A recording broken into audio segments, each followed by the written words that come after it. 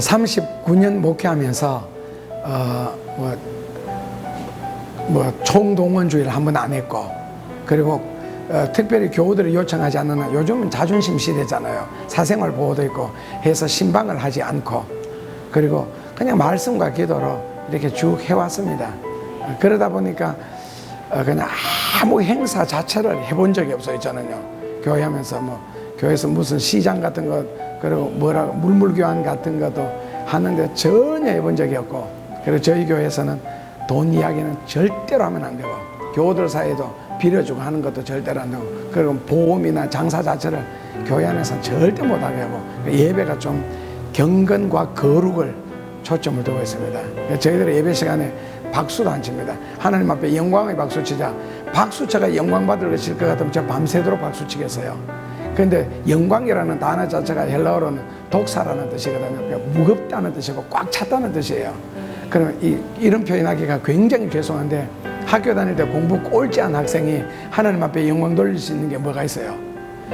꼴찌하기 위해서 노력한 게 없잖아요. 그러나 만약에 수석 졸업하면서 하나님의 은혜로 지혜를 주셔서 하나님 앞에 영광을 돌리게 됐다, 보람이 있잖아요.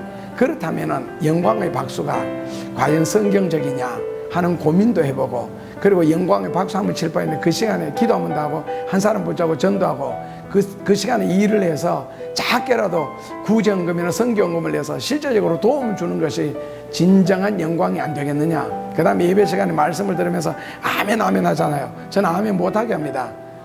입술로 말로 하나님을 희롱하지 말고 장난치지 마라. 이유는 교회 안에서는 여러분들이 선하게 바르게 성경적으로 살 걸 믿습니다 하면 아멘 하잖아요. 생활 속에 나가서는 전혀 남들에게 도움을 주는 행위를 하지 않거나 말 한마디도 제대로 못하면서 무슨 아멘이에요. 정말 아멘 하고 싶으면 생활 속에 나가서 몸으로 아멘해라. 진리를 번역하고 진리를 실천함으로 아멘을 하는 것이지 입술로만 하는 것이 아니다. 그리고 예수는 머리로 믿고 입술로 믿고 가슴으로 믿는 것이 아니고 몸으로 예수 믿어라.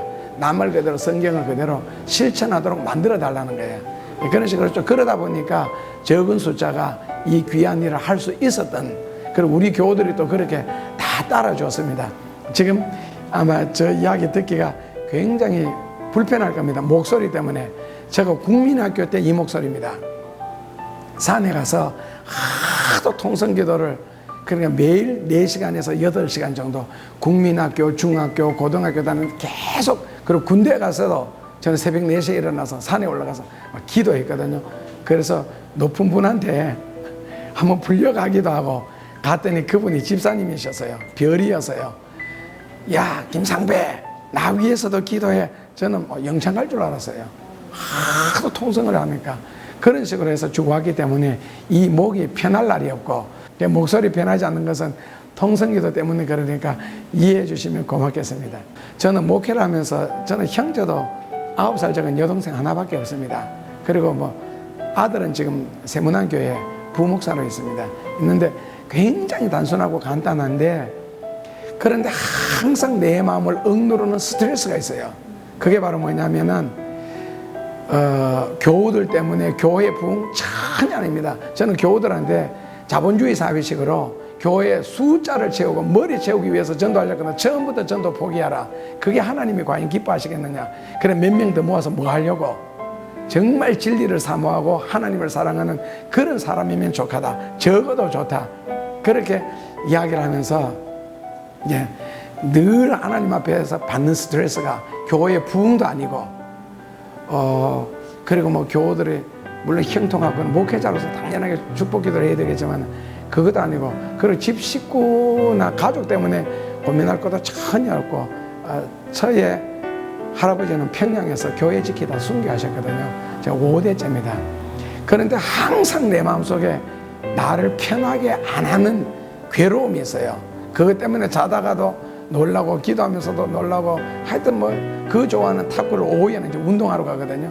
탁구 치면서도 항상 스트레스 받는 게 있어요. 뭔지 아시겠어요? 고민하는 일평생의 고민이고 지금의 고민이고 앞으로도 그 걱정은 계속될 것 같고, 딱 한 가지입니다. 저를 짓누르는 거. 어떻게 하면 하나님을 기쁘시게 할까? 어떻게 하면 하나님께 영광 돌릴까? 항상 이 마음이 나를 짓눌러요. 이게 목회자 수련회를 33살 때부터 많이 인도했습니다. 혼자서 하면 새벽, 오전, 오후, 저녁.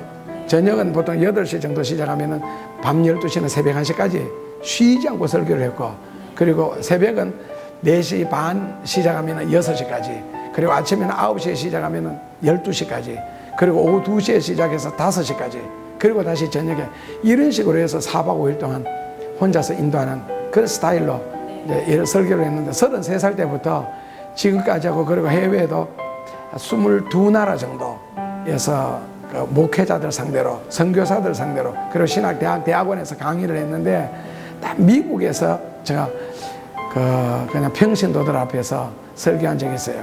그래서 제일 보람 있었던 집회는 물론 많겠지만은 그 모잠비크에서 부심의 목회자들 한 350명 놓고 한 주간 성경 가르쳤는 거.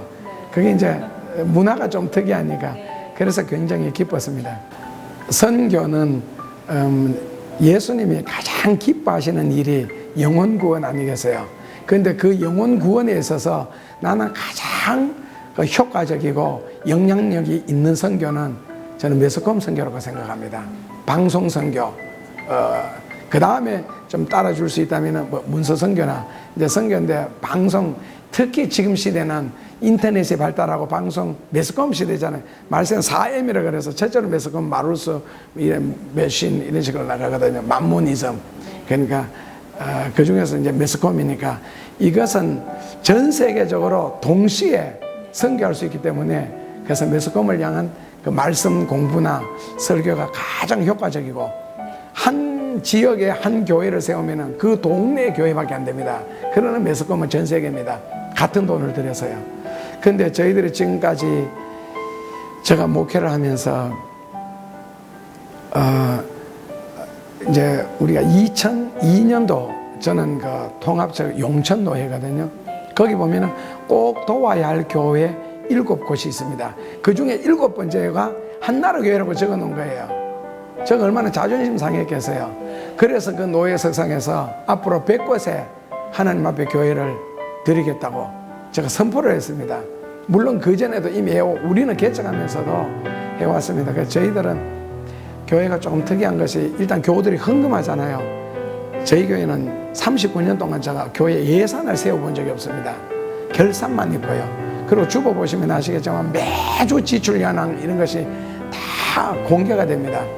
그런데 교우들이 헌금을 한 것은, 교회에서 쓰는 것은 각 공공요금 이런 거 외에는 거의 선교로 나갑니다. 그러니까 이제 지금 96번째로 우리 교회를 지었고, 97번째를 남아공 프레테리아 수도 80km 떨어진 깜상가 교회와 목사님 사택을 지어드렸고, 그리고 98번째 이제 지금 네팔에 그 교회를 현재 건축 중에 있고, 이제 초등학교를 하나 인수해서 매일 무료 급식과 학생들 옷과 그 다음에는 학용품 같은 것을 공급하기 위해서 이제 가게 됩니다. 그러니까 그런 곳에 이제 하면은 그건 이슬람이거든요. 그 학교 자체도 네팔가 이슬람이나 힌두교, 불교잖아요.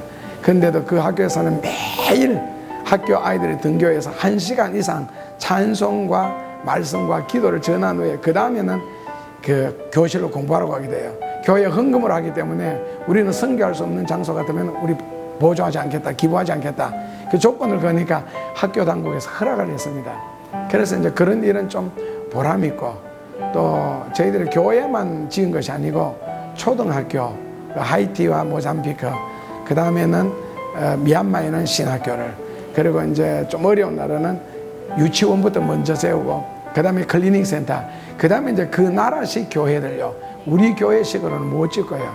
그런 식으로 해서 98번째를 지금 진행하고 있는데, 저희는 이제 어차피 하나님이 기뻐하시는 일로 영혼 구원이니까 이런 방법 저런 방법을 다 강구하는데, 교우들이 한 헌금의 거의가 그렇게 나가고, 그러면 유년주일학교라든지 학생회 행사 같은 거 할 때 이제 필요하잖아요, 예산이. 그러면은 그 담당 실무진들, 뭐 부장님, 총무 이런 분들이, 교사들이 스스로 헌금을 내서 행사를 진행하지 교회에서는 일절 보조가 나가지 않습니다. 그러니까 저희들이 선교를 할 수가 있는 겁니다. 제가 미래가 없이 삽니다. 왜냐하면 계획이고 비전이고 저는 전혀 없습니다.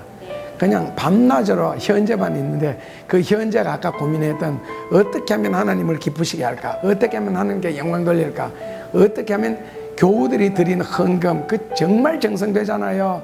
날마다 택시 운전해서 첫 손님 드리는 그 마음, 소경이 버려서 드리는 거, 자기들 그 좋은 거 귀한 거 다 바치고는 어렵게 월세를, 그것도 10평 정도 되는 그런 교우들이 여러 가지, 저희들은 37가정밖에 안 됩니다. 그런데 자기 집 있는 사람이 한 서너 가정, 그것도 대출받아서 이제 겨우 장만한 정도, 그리고는 30평대 이상은 한 가정도 없습니다. 다 어렵고 가난한데 그 헌금 생각해 보십시오. 그러니까 어떻게 하면 그런 것으로 하나님께 영광을 돌리고 하나님을 기쁘시게 할까. 그래서 그런 일을 하게 되고, 그것 때문에 늘 고민하고 걱정하기 때문에 미래에 어떻게 할 것인가, 비전이 무엇인가가 없습니다. 그것이 곧 비전이고 그것이 곧 미래일 뿐이고, 그냥 지금 이 시간 내가 하나님 앞에서 성실하게 살고 땀 흘리며 산다 하는 이것이 미래를 만들어 나갈 거고, 그리고 또 모이면 과거가 안 되겠나. 그래서 믿음, 소망, 사랑, 이 세 가지는 항상 있을 것인데 그 중에 제일은 사랑이다. 믿음은 2000년 전에 십자가에다가 뿌리가 있고 근거가 있습니다.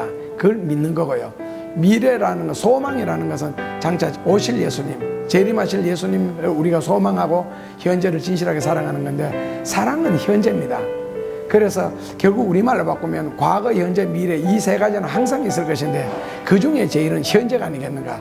그래서 저는 미래가 없이 오직 현재에 진실하고 하나님 앞에 하나님이 후회하지 않도록 살겠다.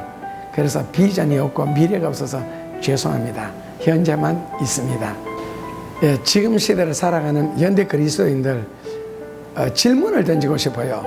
당신 정말 예수 믿느냐고, 그리고 하나님을 믿느냐고, 그리고 성경이 정말 하나님의 말씀으로 믿느냐고, 그 질문을 던지면서 그렇다면 그 말씀을 즐기느냐, 그 진리 앞에서 심각하게 받아들여서 에덴 동산처럼 다 벗고 하나님 앞에 나설 수 있겠느냐, 그걸 꼭 질문하고 싶고, 그 다음에 성경을 머리로 절대로 믿지 말고 마음으로 믿지 말고 몸으로 예수님을 꼭 믿었으면 좋겠다. 성경을 많이 외우고 공부하는 것도 귀중하지만은 진리 하나를 깨달았으면은 저녁에 죽어도 조문도 가이석산이라, 그 저녁에 죽어도 한이 없다라고 불신자들이 이야기하는데, 이 생명의 말씀, 진리의 말씀을 듣고 난 뒤에 그것을 그냥 가슴에만 간직한 채 실천하지 않는다면 그 죽은 말씀이라고 생각하거든요.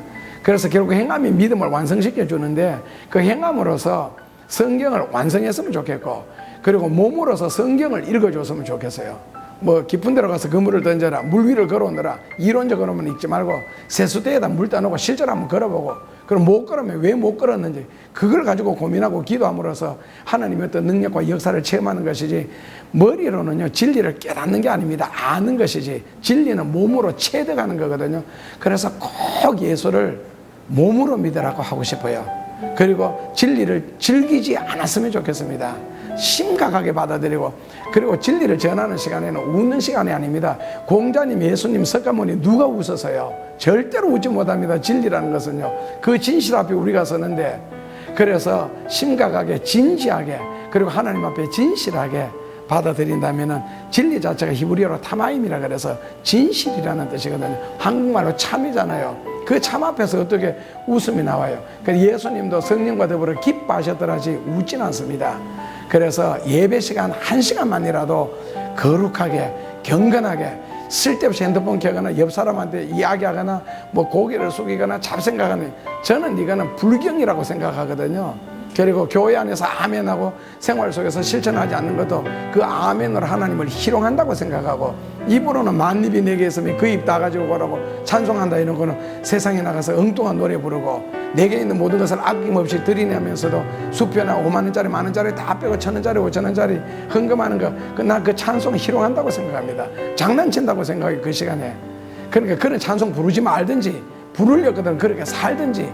그래서 말과 행동이 좀 일치되었으면 좋겠고, 마음속에 들어있는 신앙과 몸이 이게 거룩한 산제사라 그러거든. 로마서 12장 2절에 몸으로 예수 믿는 거.